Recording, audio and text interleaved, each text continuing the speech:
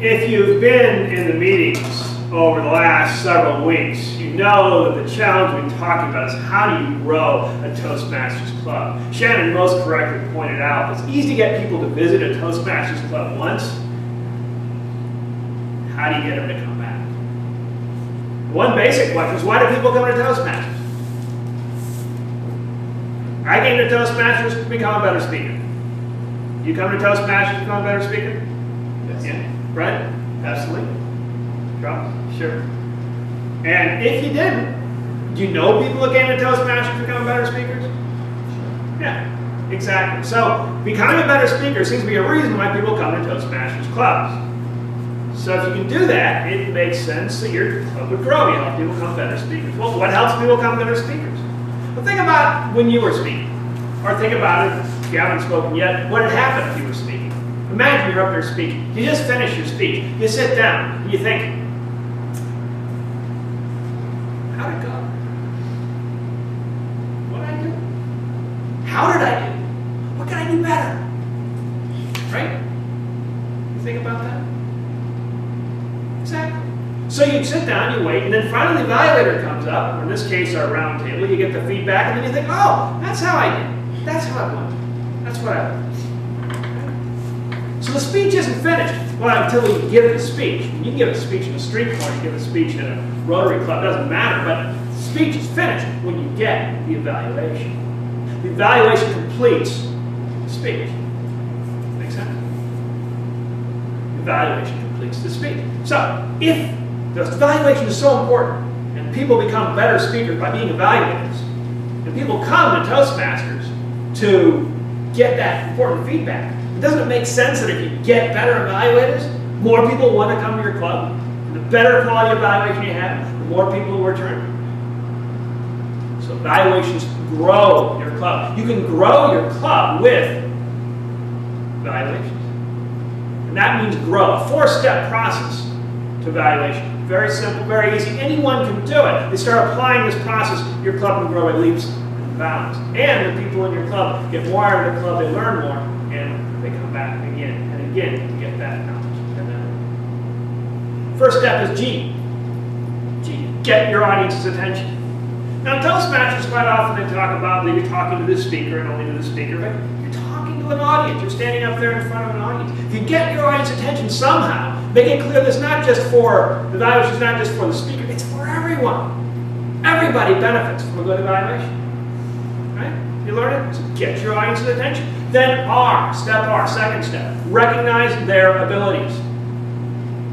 Recognize their abilities. The reason is because you get courage from knowing your strengths. How would you feel, Charles, if you got up here and somebody said, well, nice try, Charles, and better luck next time? Wouldn't be too happy about that. Wouldn't think that's too good. Right, you got up here and people said, well, you know, as a new person, I can see why you made all these mistakes. Doesn't give you any courage. Abilities give you courage. Give you the courage to stand up and talk about that. So step R is recognize their abilities. 2, because you get courage from knowing your strengths. That brings us to step O. Third step in growing your evaluations. Third step in building your club. Third step in becoming a better evaluator. Third step in giving people a reason to come back to your club. Step O. And people leave out step O. They get all these things about recognizing their abilities, but the evaluation's lopsided. It happens a lot, unfortunately, in Toastmasters clubs. You get these lopsided evaluations. And they're lopsided because there's no step O. Because the step O has been left out completely. Also what happens is there's a particular type of evaluation that happens in Toastmasters all the time, a lot of Toastmasters, and because of that evaluation, what happens is people don't realize step O. When you leave step out, you get this particular type of evaluation as a major flaw. Once people realize what that flaw is, they don't go back to the club, they don't return to discover they're not getting what they want. You put step O in, then you've got a balance to your evaluation. You recognize their abilities, add in step O. Finally, people are saying, hey, I'm getting what I want. I'm getting something here. Now I can do something. You leave step O in, you discover that that problem with the evaluation, that nasty evaluation, is gone. That special Toastmaster evaluation. And for Shannon's edification and benefit. Step O is opportunities to improve. Opportunities to improve. Now, it seems like a simple step. It gets left out all the time. It gets left out particularly in Toastmasters, because Toastmasters is all about getting people the courage to get up here. Right? That's the whole point. Get people the courage to get up here. But so they leave out opportunities to improve. And they get a special type of evaluation that happens a lot in Toastmasters. You may have heard of it, or if you're new to Toastmasters and you go to more Toastmasters clubs, you're probably going to hear it a lot, because it happens a lot. What happens when people leave out those opportunities to improve? Remember those old ads they had a while back, and that old woman came in, or this will kind of date you, but came into Wendy's and said, "Where's the beef?" That's what happens when you leave out step O. You get this special type of evaluation. And the special type of evaluation we're talking about is the everything's perfect evaluation. Now, Shannon last time I talked about what happens when you leave out recognizing their abilities. If you don't recognize their abilities, you have a scorched earth evaluation. Everything you do is horrible. And Shannon correctly noticed, you're not going to hear that in Toastmasters. When Toastmasters is so focused on recognizing their abilities, sometimes they don't talk about opportunities to improve. And you get an everything's perfect evaluation. If you don't know what an everything's perfect evaluation is, it goes something like this. Let's say Shannon is the person who's speaking, and I'm the evaluator. I'd say, "Gosh, Shannon, your speech was perfect. It was perfect from the beginning all the way through to the end. I can't think of anything you can do to improve. Just keep up the good work." Shannon's heard his evaluations. And if she thinks, "What a loser." Exactly. Exactly. Have you heard his evaluations before? Well, you've been here, so maybe not. But if you've been around other Toastmasters clubs, you will hear those. You heard those before, Christina? You know what I'm talking about? Okay. That's the everything's perfect evaluation. If there's a major flaw, a major problem, a major issue with the everything's perfect evaluation, it sounds nice, but it's not nice, because it does the speaker a disservice. A huge disservice. Shannon knows what it is, and she'll share it in a little bit if I don't get to the point. But it's a huge, huge problem, a major flaw. What happens is, eventually, people realize they don't need Toastmasters to get an everything's perfect evaluation. They don't need Toastmasters, they don't need NSA, they don't need Dale Carnegie, they don't need anything to get an everything's perfect evaluation. In fact, you can get an everything's perfect evaluation right from the comfort of your own home. You don't have to leave. You don't have to go anywhere. All you have to do, give your speech at home, walk over to your bathroom, walk into your bathroom, look in the bathroom mirror and say, "Gosh, your speech was perfect. It was perfect from the beginning all the way through to the end. I can't think of anything you can do to improve. Just keep up the good work." If you do that, your bathroom mirror, you'll have the same evaluation you got in Toastmasters. Now, you can think of different abilities. They'll recognize different abilities in Toastmasters. That's fine. You'll think of different abilities like, "Boy, I look good in that mirror. Pretty sharp. Good dress." Yeah. So you'll have different abilities you can make up. But the problem is, you don't improve. You're flat. You're just like this. And if you don't get any feedback about opportunities to improve, you go like this. And eventually you go down, down, down, down, down. And pretty soon people realize that they don't need Toastmasters. They don't need your club. They don't need you. Just forget it. They're not getting what they need. Opportunities to improve are so important. But here's the challenge. Most Toastmasters clubs, they have people come in and they haven't exactly gun ho and going through the competent communication manual. The problem is you don't know what you don't know. Being an evaluator, ideally, you got to be speaking for a long time. You've got to know all this stuff. You've got to have really practiced it out. And those people are in short supply. So how do you find those people? How do you get that instant knowledge about what to look for, what to focus on? That's where this sheet comes in. This sheet is a list of questions. And Shannon last time pointed out, hey, Tim, there's no organization here. There's no ranking here. It doesn't make any sense. And Shannon had a good point. I thought about it. I talked it over with some friends, discussed it. And discovered with the help of them that really it's just a yes or no question. These questions are just yes or no questions. If you have them, the answer is yes, it's an ability. If you don't have them, it's an opportunity for improvement. So you just take a look through, you say, visual aids, easy to understand. Yes, ability. No, opportunity to improve. Sum up the entire speech in one sentence. Yes, ability, no, opportunity to improve. And that's it. So if you're trying to figure out what are the things that you should improve on, or could work on, title relates to the topic. No, opportunity to improve. Grammar and speech is correct. No, opportunity to improve, and so on. If you take a look through these questions, for every speech, including this one, you will find something you can say, no, guaranteed. That's all it is to it. Take a look through the sheet, recognize their abilities, and have the opportunities to improve. When you do that, you're almost done with grading evaluations and growing your club. Got your audience attention, you recognize their abilities, you encourage them from getting them to know their abilities so they can build up those strengths, and you've got opportunities to improve. The thing you don't have is step W. The problem with evaluation is quite often they stop at step W because you don't have step W. The problem comes that you don't really have a lasting evaluation. It doesn't have a lasting effect, it doesn't sink in, it isn't interesting, it doesn't pull the audience in, it doesn't have that transformative effect. Most speakers, most evaluators tend to leave out step W, but if you put step W in, all of a sudden your evaluation goes up to a new level. Pulls people in, involves them, interests them, and gets them excited about it and remembering your evaluation. For the next speech, we'll talk about what step W is. For a great speech, certainly want to find out about W, and I like the way that you flow through that really well in terms of getting us to go through the growth, the attention, the opportunity, the attention, get recognized, the opportunity. And there's two things that I just want to bring to your attention. One is just a comment that you said, this will date you. Even that comment is old. Don't use that comment.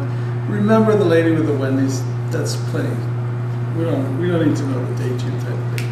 The other part is the bathroom mirror. I think that one just went over a little bit too much. Part of it is, I don't want to know what you're doing in your bathroom mirror, number one. Doing it at home is a great analogy. If you don't want any feedback, just stay at home. I think that's perfectly well said. Expanding beyond that, I got it already, and so I don't need to go through all the bathroom stuff. Okay, Tim, a good and beneficial speech to the audience, no doubt. You started with a question, it's always best. You used a memorable quote, evaluation completes the speech. That's something I could remember, and it does tell me what the speech is all about. So I thought that's really a good quote for me, so I wrote it and I understood exactly what you're trying to convey to us. Evaluation grows your club is another memorable quote, so it was very well delivered. And then you went through the GROW, G-R-O-W.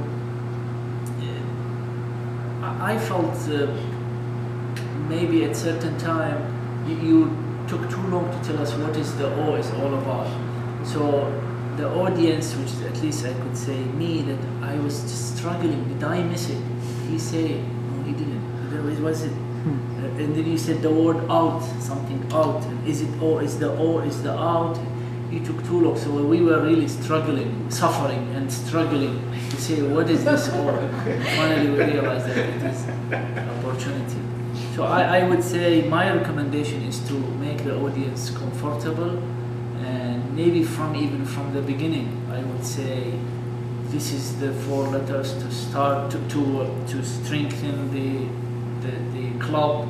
It is GROW, and the G stands for this, the R stands for this, the O stands for, and the O and the W, sorry, which right now we don't know what is the W. I wouldn't mind knowing what is the W.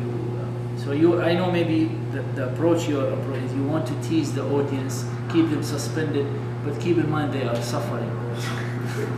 Ideally, I'll be doing this all at once, so this is broken out. Okay. So this actually would only be a 40-minute to 60-minute speech. And then one last comment that you have a very good projecting, strong, very easy to hear voice.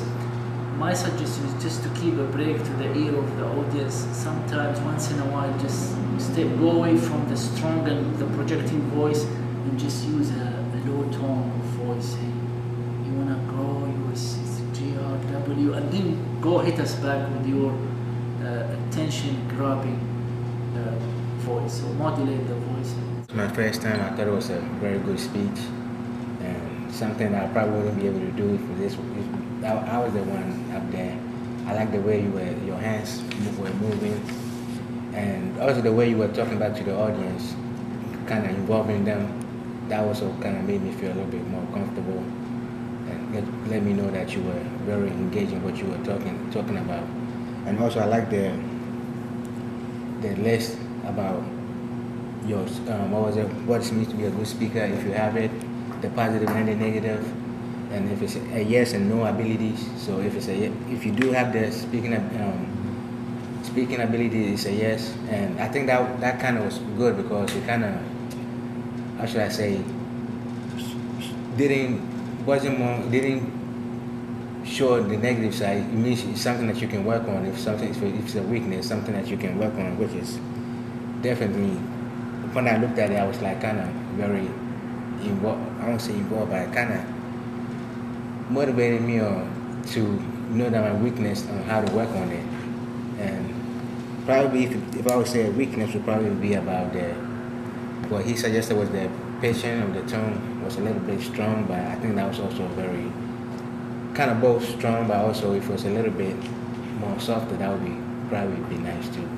It's a great speech as always. I think there are three things I would like to call out I really enjoy. First thing is the very nice recap at the beginning to briefly remind us what had been talked about before, so that's great.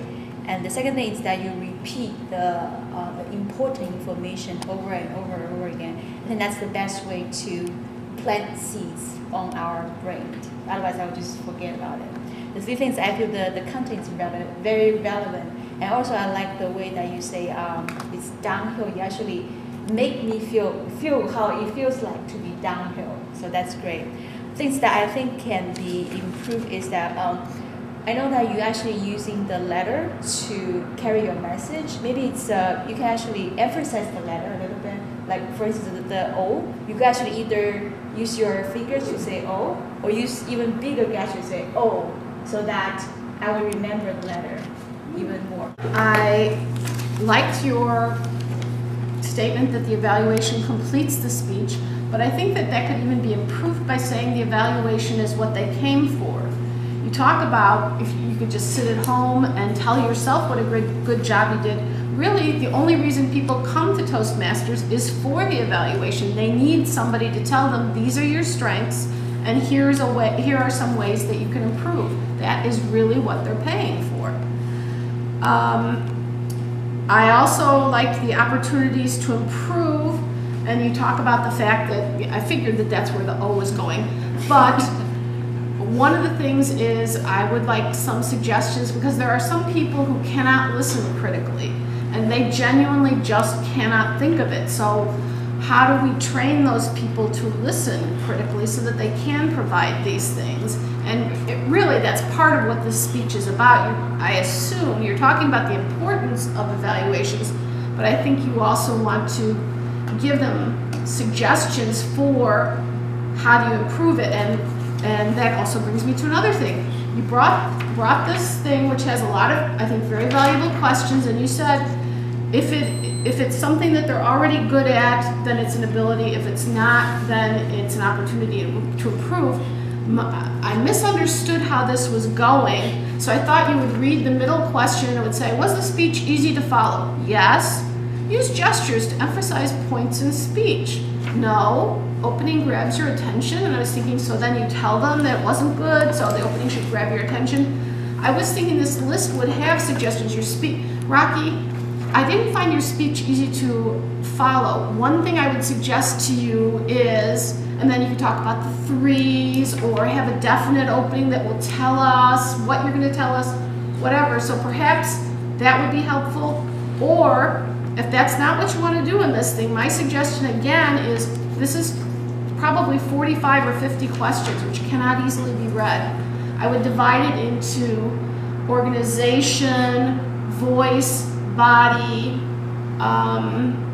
you know, maybe 4 or 5 things, and have questions in there specifically. But I do think it would be helpful for people who are just thinking, you are so good, Tim, I don't know what to say, to give them a method of, these are how you can figure out suggestions for improving. And specifically when you have something like, I didn't understand what he meant by that, that's the stuff you should be writing down, because if you have that question, obviously this speech did not get through to you clearly. And I've run on far too long, sorry. Nope.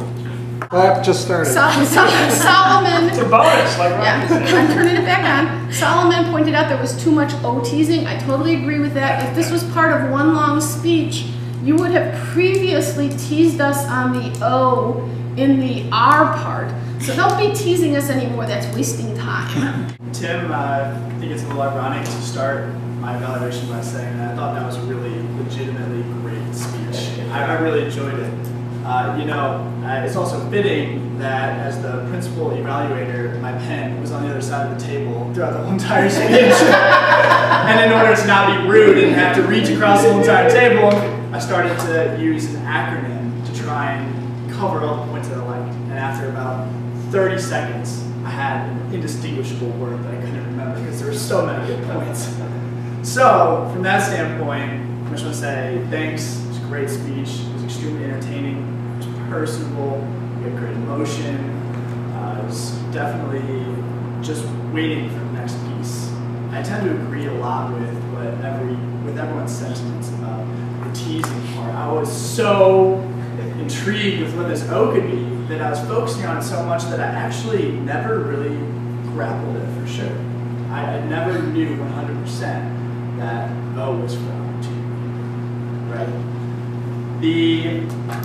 I can't recall who said it, but somebody did say that in the beginning of the speech it would be ideal to say G-R-O-W, that's what it stands for. Now I understand that due to the nature of the speech that might not have fit, but even in these little smaller speeches that deal with one letter, it would be a little bit more comprehensible, especially for people like me who haven't heard your speeches prior.